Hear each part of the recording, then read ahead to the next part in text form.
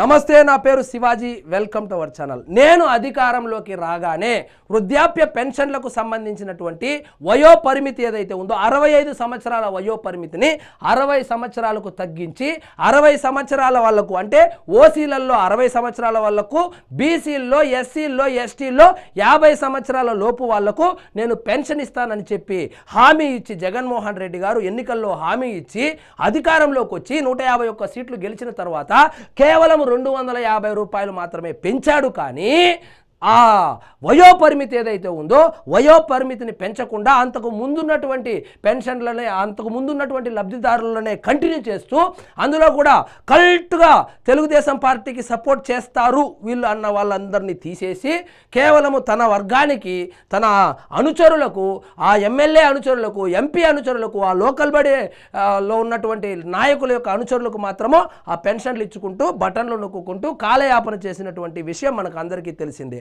So కూటమి ప్రభుత్వం ఎన్నికల్లో ఇచ్చినటువంటి హామీ ప్రకారము ఆ వయో పరిమితి ఏదైతే ఉందో 60 సంవత్సరాలకే ఓసీలకు 60 సంవత్సరాలు నిండిన తర్వాత సో వాళ్ళకు పెన్షన్ ఇవ్వబోతున్నారు, 3000 రూపాయలు పెన్షన్ ఇవ్వబోతున్నారు.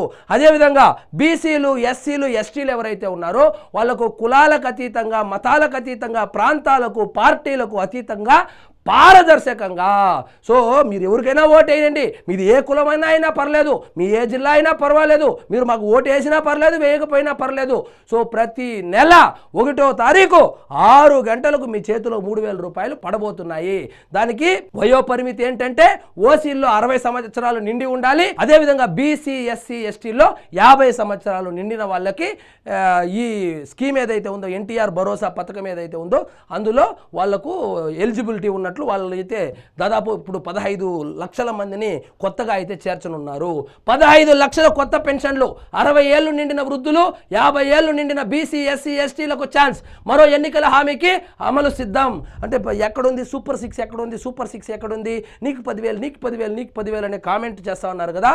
ఆ కామెంట్ చేసే బ్యాచ్ ఎవరైతే ఉన్నారో వాళ్ళు ఒక్కసారి బయటకు రావాలమ్మా.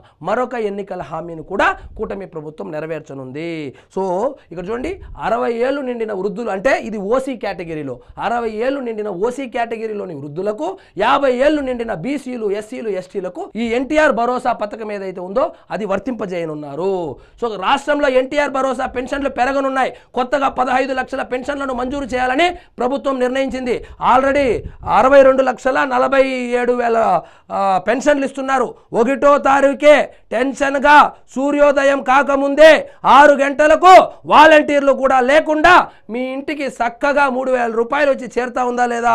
ఈ 3000 రూపాయలు ఇచ్చేదానికి, 3000 కాదనుకోండి, అప్పుడు 2250 రూపాయలు ఇచ్చేదానికి ఒక వాలంటరీ వ్యవస్థనని పెట్టుకొని 2,50,000 మంది పార్టీ కార్యకర్తలకు ఆయన ఉద్యోగాలు ఇచ్చుకొని వాళ్ళని ఎన్నికల్లో పని చేపించుకోవడానికి, అంటే శాశ్వత ముఖ్యమంత్రిగా ఉండడానికి వేసినటువంటి ప్రణాళిక మనం అందరము చూసాము. ఇప్పుడు ఆ వాలంటీర్లే లేకుండా 1వ తారీఖే, సో ఒకవేళ 1వ తారీఖు ఆదివారం అయితే 31వ తారీఖే, 31వ తారీఖు లీవ్ అయితే 30వ తారీఖే మిలిటరీ వాళ్లకు ఏ విధంగా అయితే టెన్షన్ గా పెన్షన్ పడుతుందో ఆ విధంగా మన రాష్ట్ర ప్రభుత్వం, కూటమి ప్రభుత్వము సో ఆంధ్రప్రదేశ్ లో ఉన్నటువంటి ఈ ఎన్టీఆర్ భరోసా లబ్ధిదారులకు 1వ తారీఖునే సూర్యోదయానికి ముందే పెన్షన్లు అందిస్తున్నారు.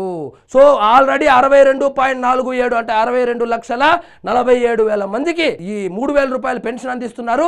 అందులో ఇప్పుడు 15,000 మంది కొత్త పెన్షన్దారులు జాయిన్ అవబోతున్నారు.